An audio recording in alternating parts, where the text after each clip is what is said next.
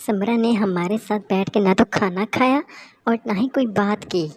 Mrs سعید نے سعید کی طرف افسردگی سے دیکھتے ہوئے کہا۔ سعید صاحب نے پرسوچ نظروں سے اپنی بیوی کی طرف دیکھا اور اس کے پاس آ کر کھڑے ہو گئے۔ حمیدہ، تم اسے کچھ وقت دو، وہ بیچاری بہت بڑے شوق سے گزری ہے۔ 3 سال کی منگنی کا اچانک سے ٹوٹ جانا کوئی معمولی بات نہیں ہے۔ تم خود ہمت رکھو اور ساتھ میں اسے بھی ہمت دو۔ انشاءاللہ اللہ تعالیٰ سب بہتر کرے گا۔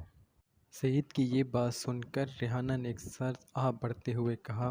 لگتا ہے آپ ٹھیک کہہ رہے ہیں، لیکن ماں ہوں نا، مجھ سے اپنی بچی کی حالت دیکھی نہیں جاتی، اور وہ کسی سے بات بھی تو نہیں کرتی نا۔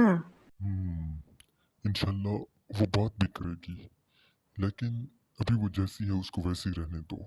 سعید نے اپنی بیوی کی طرف دیکھتے ہوئے کہا۔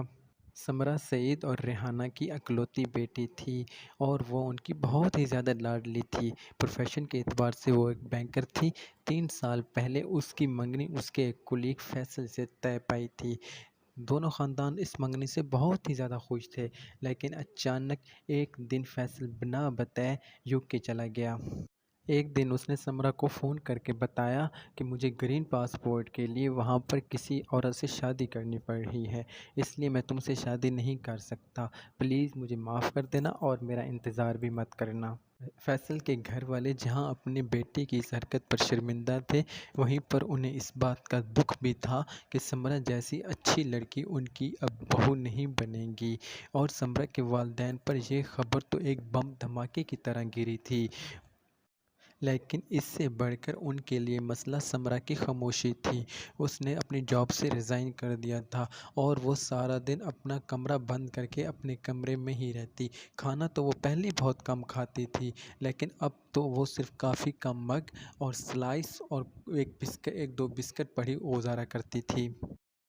سمرا کی ماں نے کئی بار سمرا سے اس موضوع پر بات کرنے کی کوشش کی، لیکن سمرا اپنے ماں باپ سے کوئی بھی بات نہیں کرنا چاہتی تھی۔ اب پورے گھر میں ایک مردنی سی چھائی ہوئی تھی۔ صبح صبح سعید صاحب گھر سے آفس کے لیے نکل جاتے تھے اور وہ شام کو لوٹ کر آتے تھے، اور سمرا بھی سارا دن اپنے کمرے میں بند رہتی تھی۔ یوں ریحانہ اپنے پورے گھر میں بلائی بلائی سی پھرتی رہتی تھی۔ صوفیہ پلیز مجھے ایک کپ چائے دے دو گی، اور پھر بعد میں تم کچن کی صفائی وغیرہ کر لینا۔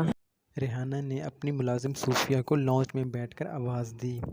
صوفیہ جب چائے دے کر واپس پلٹی تو اس کے چہرے پر ایک خوشگوار حیرت سی نمودار ہوئی۔ سمرا بیٹا، آپ کے لیے بھی چائے بنا دوں میں؟ پلیز میرے لیے بھی لا دیں، میرے سر میں بہت درد ہو رہا ہے۔ یہ بات سن کر صوفیہ سمرا کے لیے چائے بنانے کے لیے چلی گئی۔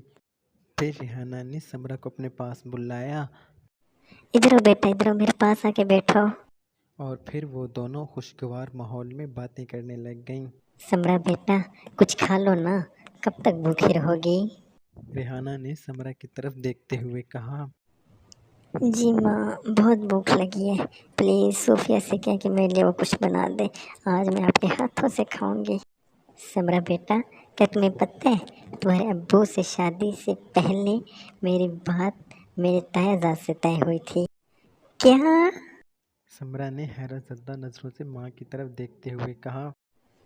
بیٹے، 6 سال تک ہماری بات پکی رہی، اس کے بعد ان کو ان کی پڑوسن سے پیار ہو گیا تھا، تو جب تمہارے نانا کو یہ بات پتہ چلی تو انہوں نے یہ منگنی توڑ دی اور تمہارے ابو کے ساتھ میری شادی کر دی۔